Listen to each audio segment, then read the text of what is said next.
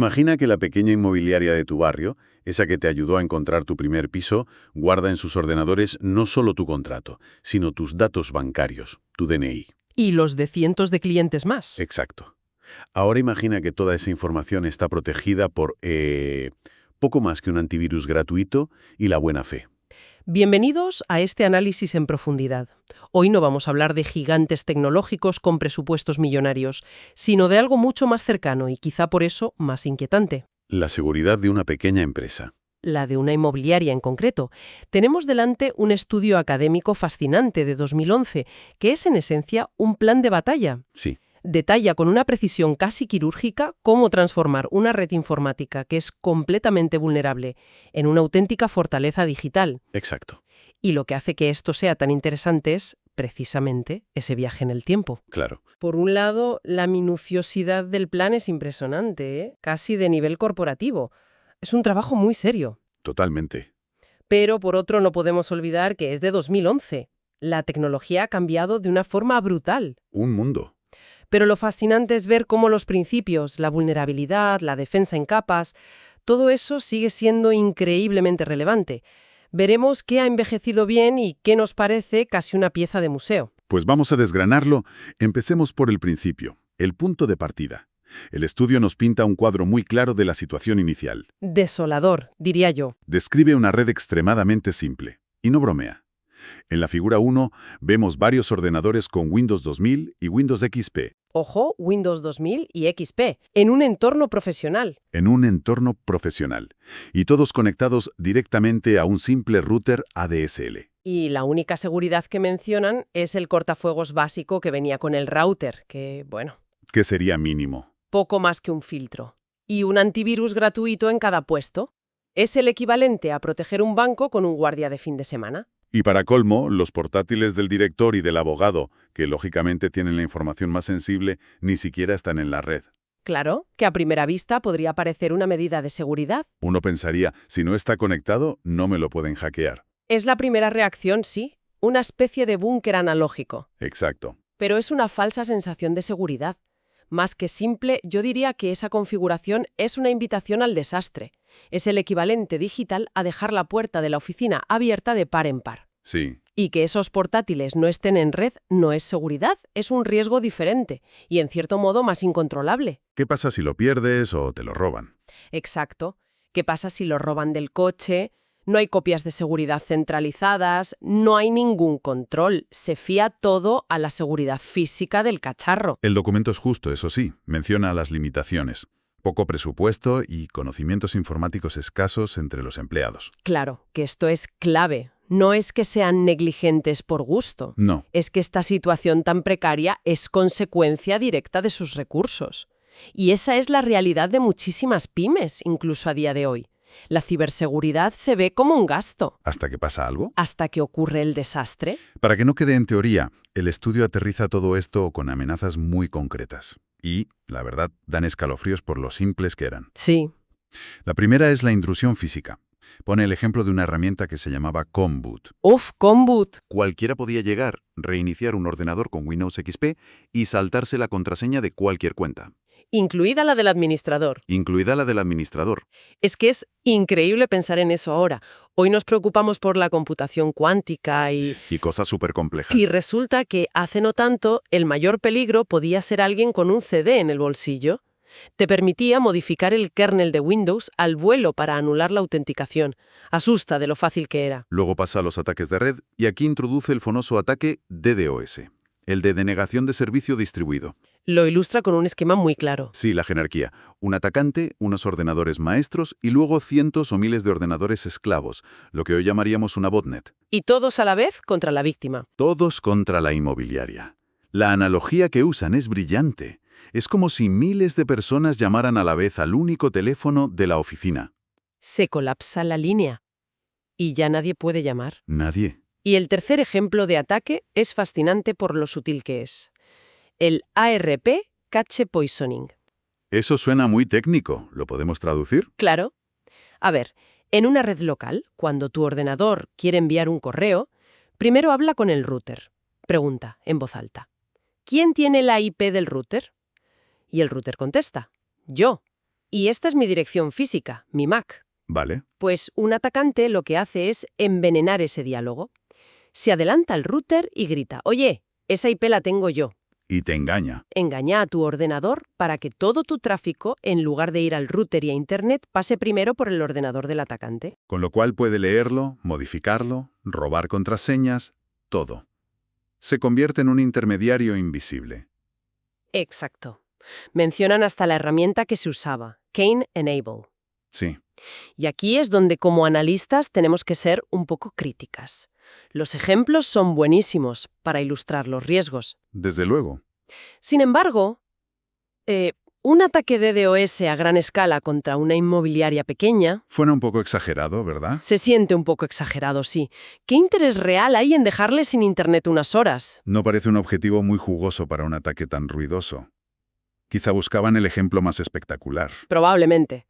Pero el verdadero peligro para esa inmobiliaria no es el ataque ruidoso. El peligro real y mucho más probable está en los ataques silenciosos. ¿El de ARP Poisoning? Justo, el objetivo no es la disrupción, es el espionaje y el robo.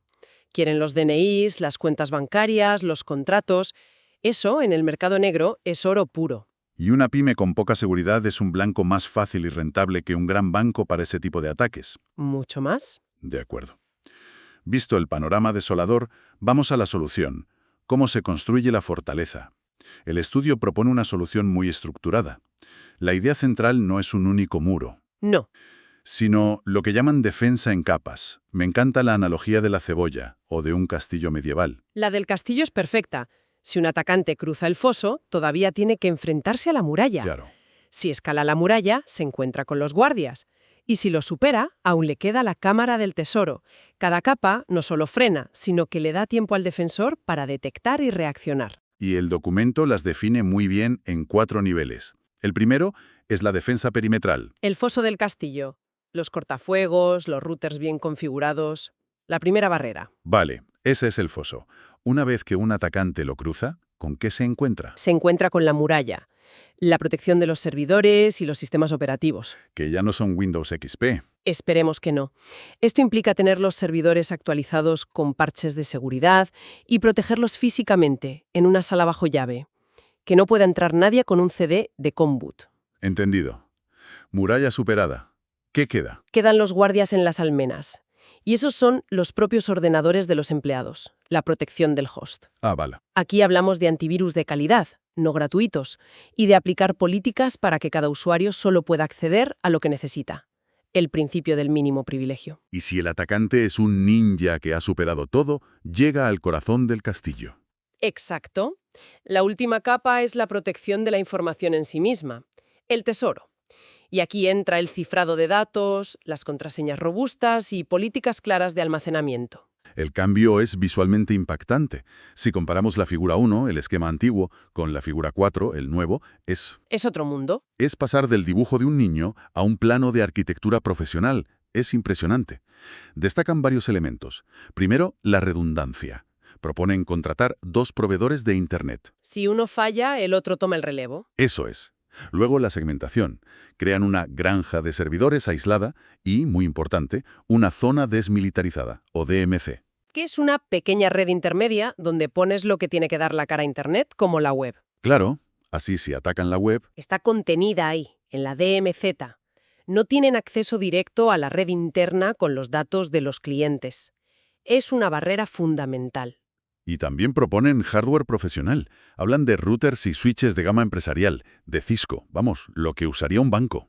Y para conectar otra oficina, una VPN. Un túnel secreto y cifrado a través de Internet. Una conexión segura. Y aquí es donde el plan, que técnicamente es impecable, un diseño de libro de texto, Sí. muestra su mayor debilidad en el mundo real. Es una solución fantástica, pero es tremendamente compleja y cara para la empresa que describían al principio. La del presupuesto limitado. Y escasos conocimientos técnicos. Es que hay un desajuste total. Es como si el médico te viera un rasguño y te recetara una cirugía a corazón abierto. Totalmente. Es recetarle un Ferrari a alguien que solo necesita un coche para ir a la compra y además no tiene carné de conducir. Claro. Implementar y mantener eso requiere un especialista en TI con certificaciones y mucha experiencia. el salario de esa persona probablemente exceda el presupuesto de la inmobiliaria. Pero, ¿no es admirable esa ambición? ¿No es mejor apuntar al Ferrari y quedarse en un buen deportivo que conformarse con el patinete? Es un ideal, sí, pero un ideal inalcanzable puede ser paralizante. Quizá una solución intermedia más modular y asequible hubiera sido más útil en la práctica. El mejor plan de seguridad es el que se puede implementar. Es un buen contrapunto. Pasemos a la tercera parte, que se centra en el factor humano y en detalles más prácticos como el Wi-Fi. Sí, Y el plan que proponen para la red inalámbrica me parece muy inteligente. Crear dos redes Wi-Fi completamente separadas usando VLANs. paredes virtuales, sí. Entiendo la idea. Pero en la práctica, ¿cómo te aseguras de que no haya fugas? ¿Qué impide que un cliente intente saltar de la red de invitados a la interna? Esa es la magia de las VLANs bien configuradas. Proponen una red pública para clientes. Abierta, sin contraseña. Eso es, para que sea fácil. Pero estaría en su propia VLAN aislada. Un cliente ahí puede navegar por Internet, pero para la red interna de la empresa es como si no existiera. No ve los servidores ni las impresoras. Y la segunda es la privada para los empleados. Imagino que esta sí tiene más seguridad. Muchísima más. Protegida con cifrado WPA2 con AES, que en 2011 era el estándar de oro, y además filtrado de direcciones MAC. O sea, una lista blanca de dispositivos autorizados. Exacto. Solo se pueden conectar los portátiles y móviles de la empresa, aunque alguien consiguiera la contraseña. La idea es buena, conceptualmente es lo correcto. Pero hasta aquí se notan los años del documento. Absolutamente. El propio estudio admite que el filtrado MAC se puede saltar con relativa facilidad. Un atacante puede disfrazar su dispositivo con una MAC autorizada. Es una capa más, sí, pero es una barrera para aficionados, no para alguien decidido. Ya. Y otro punto. Proponer una red pública para clientes sin cifrado. Hoy en día se consideraría arriesgado. Se expone el tráfico de los clientes a que cualquiera en la misma red puede interceptarlo. Y más allá de la tecnología, el plan dedica una parte enorme a la gobernanza y las políticas. Esto me parece crucial. Es que es la base de todo. De nada sirve el Ferrari si el conductor no sabe ni las normas de tráfico. La seguridad de una red es tan fuerte como su eslabón más débil. Y casi siempre ese eslabón es una persona. 100% de acuerdo. Puedes gastar 1 millón en firewalls que si un empleado hace clic en un correo de phishing, Adiós a todo. se va todo por el desagüe. Exacto.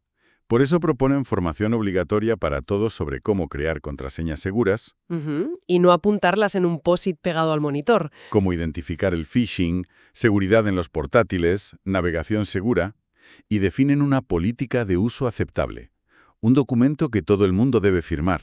Y para cerrar el círculo, insisten en algo fundamental: las auditorías de seguridad periódicas. No solo internas. No, contratando a una empresa externa para que intente encontrar los agujeros. ¿Por qué es tan importante esa visión externa? Porque es muy difícil leer la etiqueta desde dentro de la botella. El equipo que construye la red tiene sus propios puntos ciegos. Una auditoría externa te da una visión fresca, objetiva y a menudo brutalmente honesta. Claro. No basta con construir el castillo, hay que comprobar que no han aparecido grietas o que los guardias no se han dormido. Es un proceso de mejora continua. Entendido. Pues hagamos balance. Este viaje a la ciberseguridad de 2011 nos deja varias lecciones. La primera, que la seguridad no es un producto. No es algo que compras. No. Es un proceso continuo, una filosofía que se basa en la defensa en capas. La segunda lección es que cualquier empresa, por pequeña que sea, maneja datos valiosísimos y, por tanto, es un objetivo. La escala no reduce el riesgo. A veces lo aumenta, porque las defensas suelen ser más débiles. El eslabón más débil de la cadena es a menudo el más atacado. Y la tercera, que el factor humano es tan importante o más que el tecnológico. Sin formación y sin políticas claras, la mejor tecnología es inútil. Y yo añadiría una cuarta lección, que nos la da la perspectiva del tiempo. Este plan de 2011 nos demuestra que los principios fundamentales, capas, políticas, auditorías, perduran. Son la estrategia. ¿Sí? Sin embargo, las herramientas, las tácticas, como Windows XP o el debate sobre web o WPA, nos recuerdan que la tecnología envejece a una velocidad de vértigo. La ciberseguridad te obliga a estar permanentemente actualizado. Totalmente de acuerdo. El documento, de hecho, termina con una reflexión muy interesante sobre la ética de poner a prueba la seguridad. Sí, menciona a grupos como Anonymous y el peligro de confiar en un tercero para que ataque tu propia red. Es una paradoja. Es una paradoja fascinante. Para saber si tus defensas son buenas, necesitas que el mejor atacante intente derribarlas. Pero al hacerlo, le estás abriendo las puertas de tu castillo. Y eso nos lleva a una última pregunta para reflexionar. En esta carrera armamentística que es la ciberseguridad, ¿en quién se puede confiar realmente para encontrar tus vulnerabilidades?